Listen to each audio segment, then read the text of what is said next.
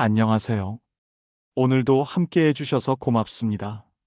명절, 그 이름만 들어도 마음이 복잡해지지 않으신가요? 누구는 자식이 오기를 기다리고 또 누구는 차라리 오지 않기를 바라기도 합니다. 기쁘면서도 무겁고 반가우면서도 두려운 마음. 그 두 마음이 한 집안에서 동시에 춤을 추는 날이 바로 명절입니다. 오늘은 그 조용한 진실을 함께 들여다보려 합니다. 왜 어떤 부모는 자식이 오는 게 싫다고 말할까요? 그 말 속에는 원망이 아니라 오히려 더 깊은 사랑과 삶의 무게가 숨어 있습니다. 조용히 귀 기울여 주십시오. 이 시간은 남을 탓하는 시간이 아니라 내 마음을 돌아보고 다독이는 시간입니다.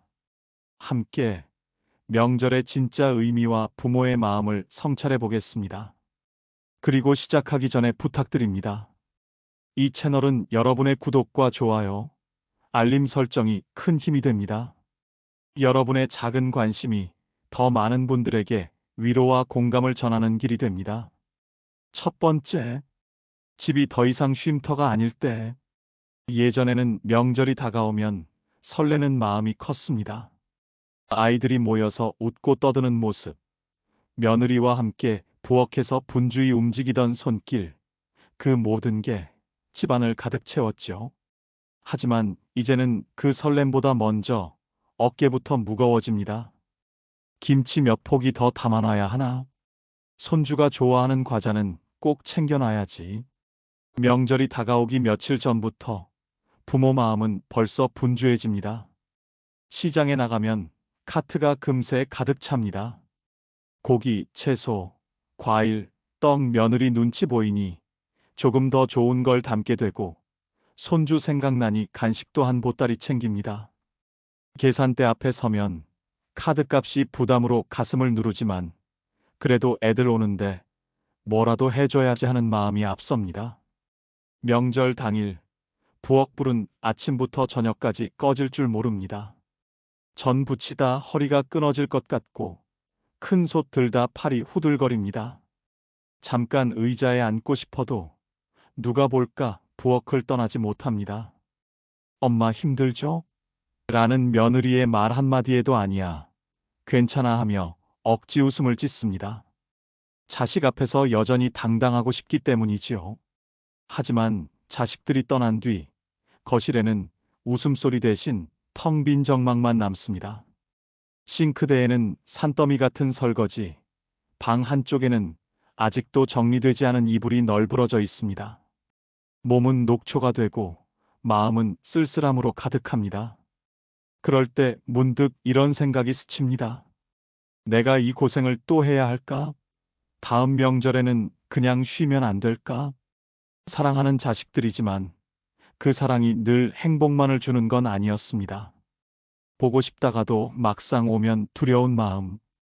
이 복잡한 심정은 결코 부모가 나쁘거나 모자라서가 아닙니다. 그저 세월이 흘러 몸이 예전 같지 않고 마음이 편안함을 더 갈망하게 되었기 때문입니다. 그러니 여러분, 혹시 같은 마음을 느끼고 계시더라도 너무 자책하지 마세요. 내가 왜 이런 생각을 할까? 가 아니라, 아, 이제는 내 삶을 조금 더 편하게 가꿔야 할 때구나 하고 받아들이면 됩니다. 그 마음이 잘못된 것이 아니라 누구나 겪는 자연스러운 감정이니까요. 두 번째, 며느리와의 미묘한 긴장. 명절 부엌은 언제나 분주합니다.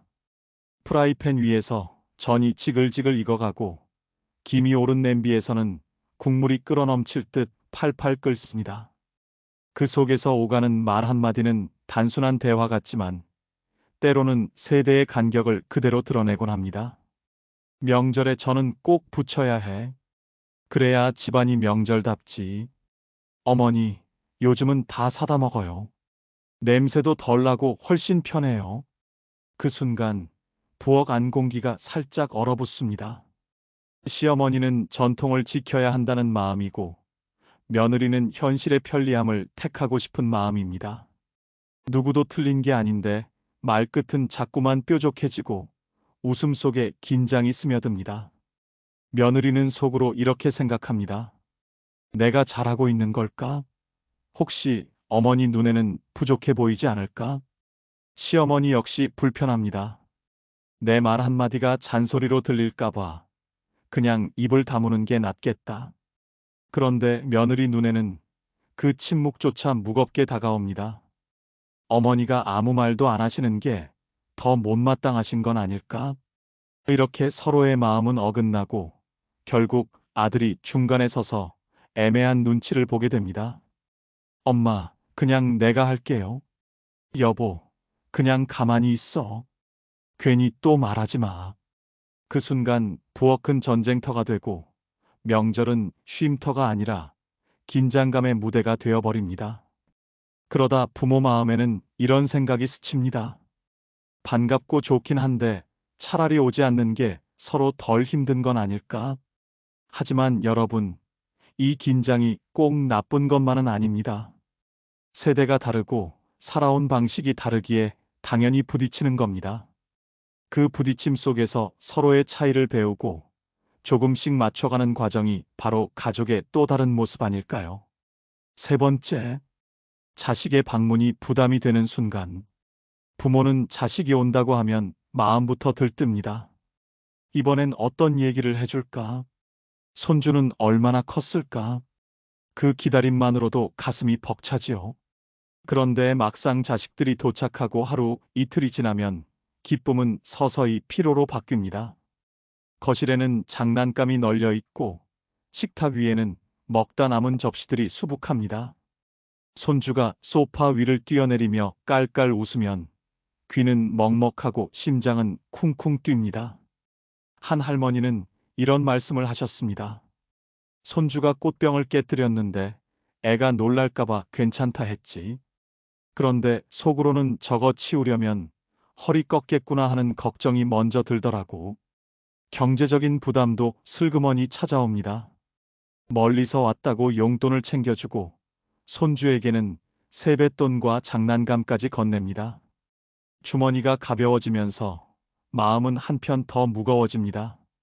그럴 때 부모 마음은 복잡합니다. 기다렸는데 왜 이렇게 힘들지? 사랑하는 자식인데 왜 이런 마음이 드는 걸까? 그러다 스스로를 탓하기도 합니다. 내가 인색해서 그러나? 정이 메말라서 그런가? 하지만 그것은 잘못된 마음이 아닙니다. 체력은 예전 같지 않고 생활의 속도는 달라졌습니다.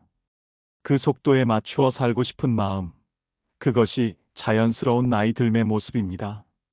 부모가 자식의 방문을 부담스럽게 느끼는 건 사랑이 식어서가 아닙니다. 오히려 여전히 사랑하기 때문에 가진 힘을 다 쏟아붓다 보니 지쳐버리는 것입니다. 그러니 여러분, 혹시 자식이 와서 기쁘면서도 두렵고 즐겁지만 힘든 마음이 드신다면 그 감정을 부끄러워하지 마세요. 그 마음은 누구나 겪는 자연스러운 변화이고 내 삶의 속도를 존중하라는 신호입니다. 그리고 그 속도를 존중하는 것이 곧 나 자신을 지키는 일입니다. 네 번째, 효도라는 이름의 강요. 명절이 다가오면 자식들의 마음에는 하나의 의무감이 자리합니다. 부모님 뵈러 가야지. 그래야 효도하는 거지. 멀리 사는 자식일수록 명절은 부모를 찾는 날로 굳어져 있습니다. 하지만 부모 입장에서는 그 효도가 때로는 짐처럼 다가옵니다. 자식들이 온다 하면 마음은 반갑지만 동시에 부담이 앞서지요. 집안을 청소하고 음식을 준비하고 손주들까지 맞이할 생각을 하면 기쁨과 함께 긴장도 커집니다. 어느 아버지는 이런 말씀을 하셨습니다. 명절이면 애들이 내려오지. 근데 솔직히 오기 전날부터 잠이 안 와. 집안을 치워야 하고 음식 준비해야 하고 내가 효도를 받는 게 아니라 오히려 내가 애들한테 효도하는 것 같아. 자식은 부모를 찾아가는 걸 효도라 여기지만 부모는 정작 그 효도를 맞이하기 위해 애쓰며 지치게 되는 겁니다. 며느리 또한 속으로 이런 생각을 합니다. 효도한다는 명목으로 시댁에 가지만 돌아올 때면 몸살이 난다. 이게 진짜 효도일까? 부모는 속으로 묻습니다. 효도라는데 왜 이렇게 힘들까? 차라리 오지 않는 게 더 낫지 않을까? 사실 부모가 바라는 효도는 거창하지 않습니다. 값비싼 선물도 화려한 상차림도 아닙니다. 자식이 자기 삶을 성실히 살아내는 것, 그것만으로도 충분한 위로와 기쁨이 됩니다.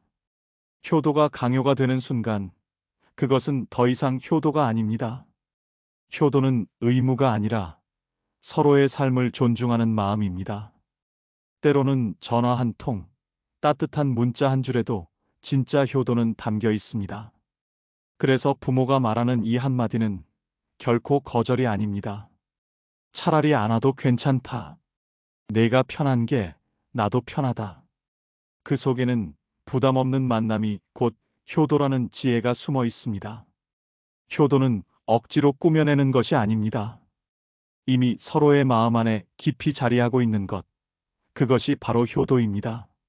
다섯 번째, 진짜 원하는 건 함께의 온기. 부모가 명절을 기다리는 이유는 사실 단순합니다. 푸짐한 음식을 내놓고 무거운 선물을 주고받으려는 것이 아닙니다. 그저 자식과 손주가 웃으며 함께 앉아있는 그 시간, 그 온기 하나면 충분합니다. 한 어머니는 이런 말씀을 하셨습니다. 손주가 내 무릎에 앉아 할머니 하고 부를 때 그 순간이 제일 행복해. 밥상을 차리느라 허리가 끊어져도 그 한마디가 내 모든 수고를 잊게 해주지. 한 아버지도 고백했습니다. 애들이 내려오면 냉장고를 가득 채워. 뭐라도 해주고 싶어서. 근데 사실 내가 바라는 건 같이 밥 한 끼 먹고 웃으면서 얘기하는 거야. 그게 전부야. 부모의 마음은 단순합니다. 많이 오라는 것도 아니고 오래 있으라는 것도 아닙니다. 잠깐이라도 내 곁에 머물러 주는 것, 그 온기만 있으면 된다. 그러나 때때로 부모는 섭섭하기도 합니다. 자식이 오지 못하면 괜히 허전하고 와도 짧은 만남이 금세 흩어지면 마음 한구석이 허합니다. 그럼에도 결국 부모는 깨닫습니다. 서운함보다 더 큰 건 그래도 나를 잊지 않고 찾아왔다는 그 사실 하나다. 진짜 효도는 큰 봉투도 정성스런 상차림도 아닙니다. 멀리 있어도 전화를 걸어 엄마 잘 계시죠? 아버지 건강하시죠? 묻는 그 짧은 순간에도 부모의 마음은 충분히 채워집니다. 그러니 여러분, 이번 명절에 자식들이 오지 못한다 해도 서운해하지 마십시오. 그리고 자식들이 온다고 해서 또다시 자신을 짐처럼 몰아붙이지도 마세요. 명절의 본질은 오직 하나, 마음과 마음이 만나는 시간입니다. 부족해도 괜찮습니다. 이미 여러분의 마음 안에 서로를 향한 사랑은 충분히 자리하고 있으니까요. 여러분, 명절이라는 이름은 때로 우리를 웃게 하고 때로는 무겁게 합니다. 자식이 오면 기쁘면서도 힘들고 오지 않으면 서운하면서도 안도하게 되지요. 이 복잡한 마음은 누구도 잘못이 아닙니다. 그저 세월을 살며 자연스럽게 피어나는 우리 인생의 무늬일 뿐입니다. 부모가 자식에게 바라는 건 많지 않습니다. 그저 잘 살아가고 있다는 소식, 내 곁에 잠시 머물러주는 그 따뜻한 온기, 그것이면 충분합니다. 그리고 여러분, 혹시라도 지금 혼자라 느껴지더라도 기억하세요. 사랑은 늘 곁에 있습니다. 내 마음 안에, 그리고 나를 생각하는 누군가의 마음 안에 이미 충분히 자리하고 있습니다. 그러니 이번 명절에는 억지로 웃으려 하지 않아도 됩니다. 부담을 짊어지지 않아도, 체면을 지키려 애쓰지 않아도 됩니다. 그저 있는 그대로의 나로서 내 삶의 속도와 내 마음의 평화를 존중하면 됩니다. 명절의 진짜 의미는 만남이 아니라 마음입니다. 멀리 있어도, 전화 한 통에도, 따뜻한 생각 하나에도 우리는 이미 서로 만나고 있는 것입니다. 오늘도 함께 해주셔서 고맙습니다. 여러분의 노후가 고요하지만 단단한 행복으로, 잔잔하지만 깊은 사랑으로 채워지기를 기도합니다.